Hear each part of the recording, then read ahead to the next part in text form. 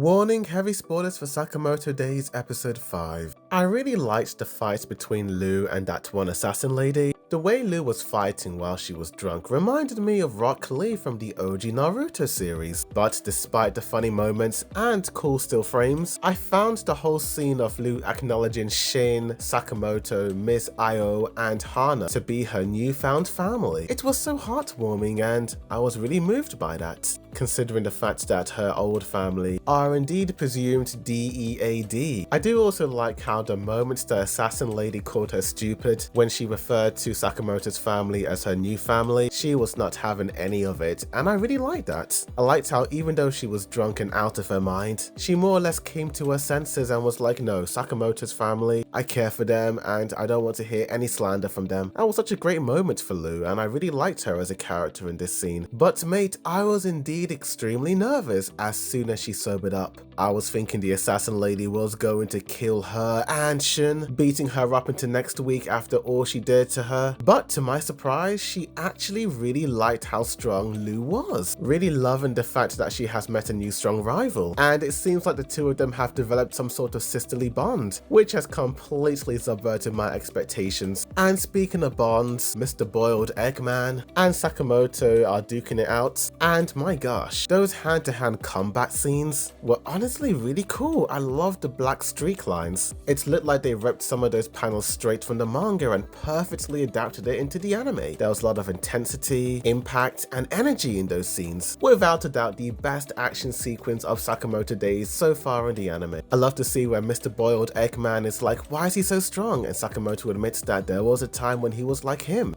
hurting other people in order to test his strength out, but now he fights for those he cares about, and that is the source of his power, the power of friendship. It feels quite redundant in anime, but it's still heartwarming to see, especially when you care so much for these characters. I was surprised that not many people were incredibly shocked by Sakamoto's change in appearance except for Shun. I thought this was going to be a huge deal, but no, people seem to be like, it is what it is. I don't know, I kind of wanted a little bit more of a reaction to him being in his new skinny form. Despite all that, I did like the scene of Sakamoto looking in horror as his wife found out that he is indeed being hunted by hitmen. I know it's an anime trope to have characters be angry and have some sort of color aura around them, but maybe it isn't a trope in this anime. Could his wife be hiding a secret? Could she have some sort of power as well? Just a theory. But mate, the entire sequence of her scolding not just Sakamoto and Shun but even Mr. Boiled Eggman was honestly hilarious. They indeed looked like three naughty school children literally being scolded by their teacher. I was just cracking up in this entire sequence. But you know what? I must give props to the wife. I wasn't expecting her to be quite chilled out about the whole situation. Yes, she was angry at first, but once things seemed to settle down, she seemed really calm and was eager to go back to the carnival. Mr. Sakamoto has truly hit the jackpot with Miss Io. But the rest of the episode is pretty much Sakamoto and the group trying to figure out who put the bounty on Mr. Sakamoto. They know it was someone from the JAA organization, but who? As they go to the video store, Sakamoto gains the weight again. I don't know what's going on with this dude's body. Does he have some sort of special ability that allows him to lose and gain weight at an incredibly fast pace? Maybe it is indeed a special ability that members of the order indeed have. They go into an incredibly curious video store. Mate, these people have smartphones and they're picking up VHS tapes. I suppose some people in the world still have a fondness for the nostalgia of VHS, but the cool thing about this store is that they sell information via the movies. And with the rise of social media and streaming services, no one is of course going to be going to a video store, so that is indeed an incredible place to sell information. When Team Sakamoto watched the film, I couldn't help but laugh at this one frame of Sakamoto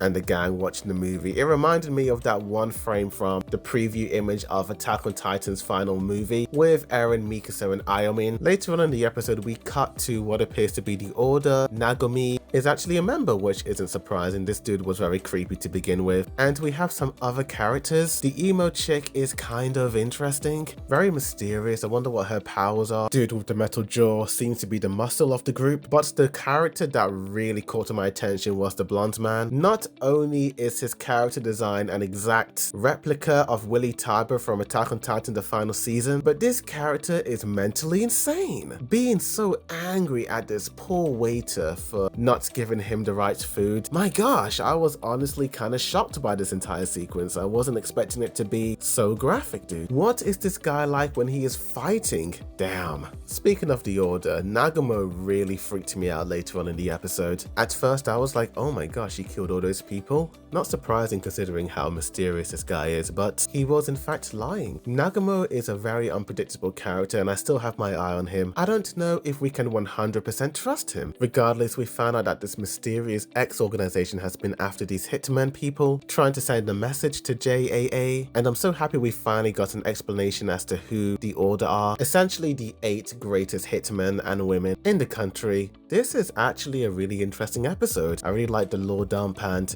getting some sort of mystery as to who this mysterious X-organization are and why they are killing hitmen right after Sakamoto had his bounty up. And the episode ends with some slice of life antics. Overall, this was actually one of the better episodes of Sakamoto Days. Great lore dump, really cool action, getting me excited for the next episode. I think I'll give this one an 8 out of 10. What do you think of the episode? Tell me. Like for more Sakamoto Days videos, as well as other anime news updates, reviews, comparisons, breakdowns, rankings and more. But thank you for watching, and as always, a boy dude review signing out.